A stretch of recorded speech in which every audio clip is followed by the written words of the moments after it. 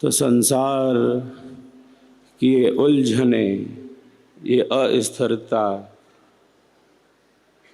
हमारे अध्यात्म पथ को बाधित न करे। इसीलिए यह स्वर वेद का स्वर है कि हम जागते रहें, निरंतर प्रकाश के ही पथ पर गति करते रहें। एक महात्मा जी प्रातः ही जाकर नदी के किनारे बैठ जाते हैं। पहाड़ी नदी है,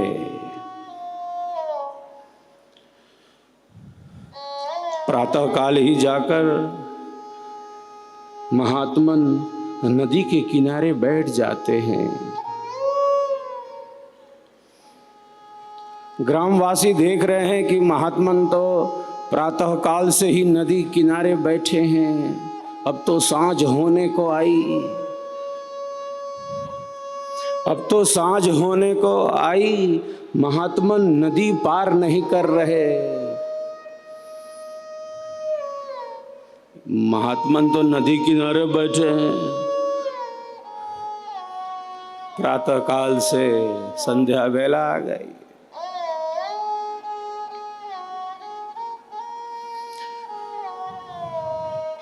महात्मन आप नदी कब पार करेंगे? आप तो प्रातः काल से ही बैठे हैं नदी के किनारे।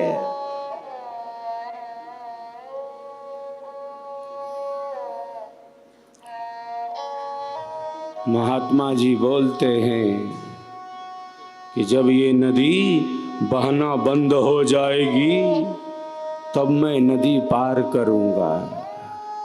जब ये नदी समाप्त हो जाएगी तब मैं नदी पार करूंगा। ग्रामवासी कहते हैं महात्मन ये नदी तो रुकने वाली है नहीं, ये नदी तो बहती ही जा रही है। आपको इस नदी में तैर कर पार जाना होगा, उस पार जाना होगा। ये नदी रुकने वाली नहीं है, ये नदी समाप्त होने वाली नहीं है।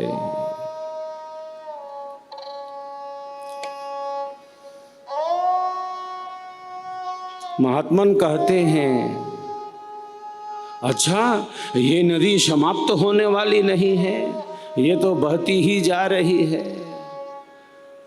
मैं भी तो यही कहता हूँ, ये संसार रूपी नदी तो बहती ही जा रही है। मैं तू यह वह मेरा तेरा, ये सुख ये दुख, ये संसार का चक्र, यह प्रवाह तो प्रवाहित होता जा रहा है, ये कहाँ रुकने वाला है।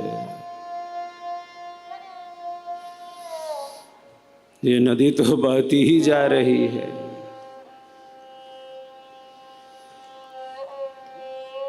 आप कब प्रभु भक्ति के पथ पर आगे बढ़ोगे? आप कब सेवा सत्संग और साधना के पथ पर आगे बढ़ोगे? मैं भी तो यही कहता हूँ कि संसार रुकने वाला नहीं है, हमें उस पार जाना है, हमें परम सत्य के अनुभव से जुड़ना है। महात्मन ने ऐसा समझाया। संसार की यही स्थिति है, हमारे मन में तो समुद्र की ही तरंगे हैं। क्रमशः हमारी शक्तियां विकसित होती हैं, हमारी शक्तियों का विकास होता है, सद्गुरु कृपा का आधार मिलता है। जितना हम साध सकें स्वयं को, हम खुद से दूर नहीं हो सकते, हम खुद से दूर नहीं जा सकते। हम सबके भीतर अनंत शक्ति है। जैसे मेहंदी के हरे पत्तों में लालिमा छिपी है, दूध के कण कण में मक्खन ही मक्खन है। दूध में कहाँ है मक्खन? दिखलाई तो नहीं दे रहा। अरे दूध के कण कण में ही मक्खन है। तिल में तेल है, चकमक पत्थर में आग है, उसी प्रकार हम सबके भीतर आत्मा के अंदर अंतरात्मा रूप से और कोई नहीं, सच्चिदानंद स्वरूप से परम प्रकाश परम शांति रूप में परमात्मा ही स्थित है। हम सबके भीतर परमात्मा ही स्थित है। सब प्रभु के ही जीव हैं। प्रकृति का तो केवल अस्तित्व है, जीवात्मा सच्चित है, अस्तित्व है और चेतना है। परमात्मा सच्चिदानंद है, केवल अस्तित्व ही नहीं, केवल चेतना ही नहीं। ऋषि कहते हैं चेतनश्चेतना नाम एको बहुनाम यो विदधाति कामान। केवल चेतन ही नहीं है, वो चेतनों का भी चेतन है, वो परम चेतन है। केवल ज्ञान नहीं वो परम ज्ञान है, केवल शब्द नहीं वो परम शब्द है, केवल ज्योति नहीं वो परम ज्योति है, केवल पुरुष नहीं वो परम पुरुष है, केवल शांति नहीं वो परम शांति है, केवल ऐश्वर्य नहीं वो परम ऐश्वर्य है, केवल आत्मा ही नहीं वह तो परमात्मा है, परमात्मा है जो हम सबके जीवन का आधार है, परम प्राण है। सबका जीवन प्राण है, सबका एक आधार अज अद्वैत अनाम है, परम पुरुष करता। परमात्मा से योग ही तो विहंगम योग है, विहंगम योग है। परम पुरुष दिखलाऊंगा। सद्गुरुदेव ने साधना की अतल गहराई में पहुंचकर अध्यात्म के सर्वोच्च शिखर का अनुभव किया है, स्पर्श किया है। मृत्यु को अपने अधिकार में रखकर प्रकृति से परे की छलांग लगा ली। सद्गुरु कहते हैं योगी वही है, योगी वही है जो मृत्यु को अपने अधिकार में रखकर जब चाहे शरीर से निकल जाए, जब चाहे शरीर से निकल जाए, शरीर छोड़कर अपने भावों को प्रकट करता हो।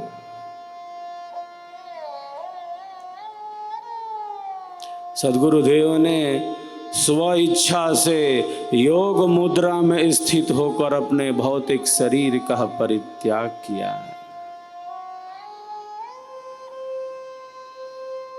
ये कितना दिव्य सद्गुरुदेव का स्वरूप है। ब्रह्म विद्या विहंगम योग के ज्ञान का आधार सद्गुरु का ही समस्त अनुभव है। सिद्धांत और साधना का ही समन्वय तो यह ब्रह्म विद्या है। यह जो स्वरवेद महामंदिर है, हजारों हजार साधक यहाँ विहंगम योग की क्रियात्मक साधना का अभ्यास करेंगे। कितनी दिव्य परमाणुओं का यहाँ पर उत्कर्ष होगा इस स्वरवेद महामंदिर के धाम पर।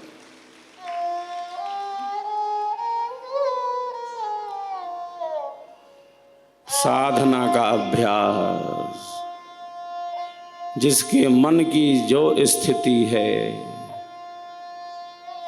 जिसका अंतःकरण जिस स्वरूप में है, वैसे ही किरणों को वो भेज रहा है अन्यों तक।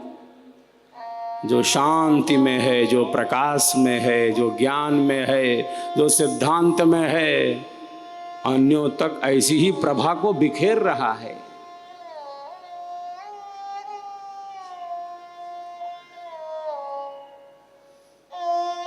जो हताशा निराशा कुंठा में है, उसके जीवन की सहजता, सरसता, सरलता और स्वाभाविकता दूर है उससे। तो ब्रह्म विद्या का यह जो ज्ञान है, स्वर वेद का यह जो सिद्धांत है, हमें परम लक्ष्य से ही संस्पर्शित करा देने वाला है। अनेकानेक साधकों साधिकाओं के ऐसे अनुभव हैं, सद्गुरु कृपा का आधार है। बड़ी शक्तियों वाली है ये साधना, स्वयं से जोड़ने वाली है। यह ध्यान का केंद्र, यह साधना का केंद्र केवल काशी के लिए ही नहीं, वाराणसी के लिए ही नहीं, संपूर्ण विहंगम योग संत समाज के लिए तो है ही। मैं प्रायः कहता रहता हूँ, आप सबों की जो सेवा भावना है ईश्वर वेद महामंदिर के निर्माण में, वह आपके लिए तो उपयोगी है ही, किंतु केवल आपके लिए ही उपयोगी हो ऐसा नहीं, इससे तो लाखों करोड़ों जनमानस को एक दिव्य आध्यात्मिक संदेश मिलने वाला है। स्वर वेद का स्वर प्राप्त होने वाला है। ये हमारे आत्म कल्याण में तो उपयोगी है ही, किंतु केवल हमारे लिए ही यह उपयोगी है, यह सेवा भावना ऐसा नहीं। ये तो लाखों लाख जनमानस के कल्याण के लिए उपयोगी है।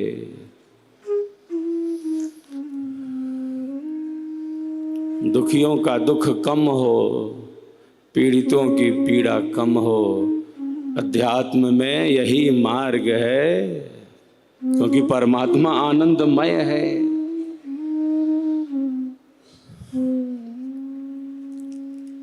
दुखी को और दुखी नहीं बना सकते, दुखी को और दुखी नहीं बना सकते, पीड़ित को और पीड़ा नहीं पहुंचा सकते। सबको सुख मिले, सबको शांति मिले, सबके श्रेष्ठ शुद्ध शुभ कामनाओं की सिद्धि हो, सबका सब विधि हो कल्याण, इसीलिए तो है ये स्वर वेद महामंदिर का निर्माण।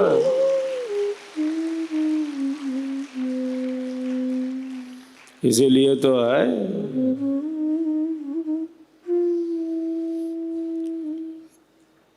हमारे कारण किसी को भी अज्ञान अधर्म पूर्वक कष्ट न मिले।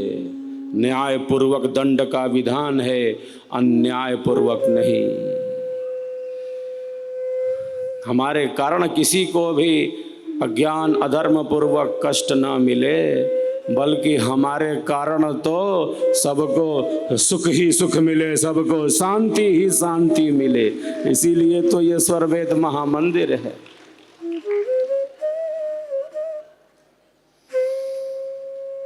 सुख शांति सबको मिले, यह उपदेश हमार, सारा विश्व हमार है, हम हैं सब संसार, हम हैं सब संसार।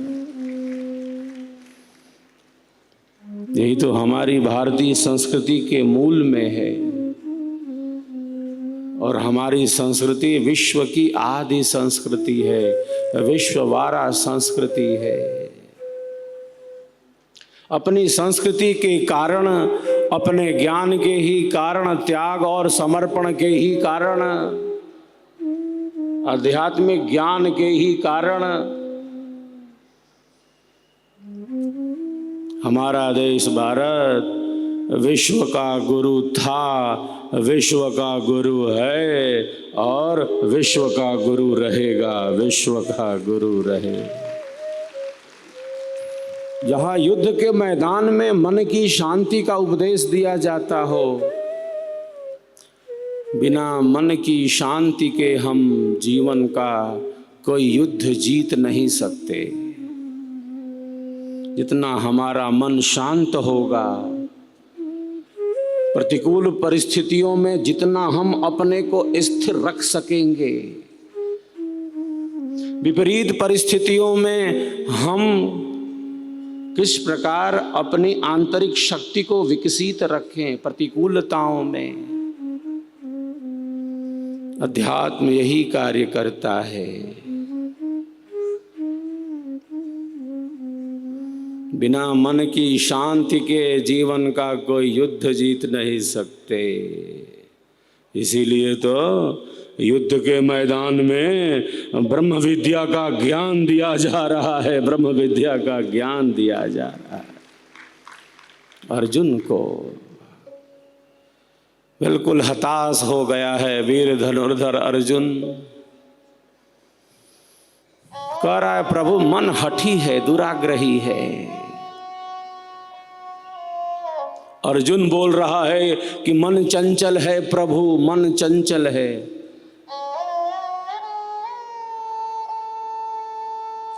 जो बाल्यकाल में कहता है कि गुरुवर मुझे चिड़िया की आंख दिखलाई दे रही है, इतना एकाग्र था वीर धनुर्धर अर्जुन।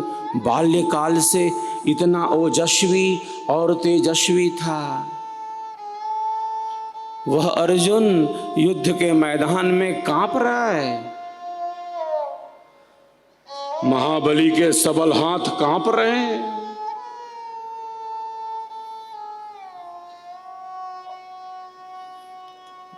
रथ के पीछे छुपकर बैठ जा रहा है। हताश निराश कुंठा अवसाद से भर जाता है अर्जुन। जो बाल्यकाल में कहता गुरुवर मुझे तो चिड़िया की आंख दिखलाई दे रही है। किसी को पेड़ पर फल दिख रहे हैं कि बड़े मीठे फल लगे हैं, बड़े मीठे फल है पेड़ पर, डालियां हैं, पत्र हैं, पुष्प हैं। अर्जुन बोल रहा है गुरुवर मुझे तो चिड़िया की आंख दिखलाई दे रही है।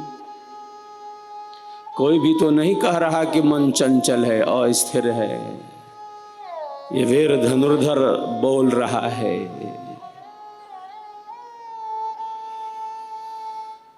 जो बाल्यकाल से इतना ओजस्वी तेजस्वी एकाग्र था, युद्ध के मैदान में बिल्कुल हताश निराश हो गया है। अर्जुन की हताशा, अर्जुन की निराशा, अर्जुन की कुंठा, उसके अवसाद को दूर करने के लिए आज से 5,500 साल पहले युद्ध के मैदान में योगी राज ने वीर धनुर्धर को ब्रह्म विद्या का ज्ञान दिया, ब्रह्म विद्या का गायन किया।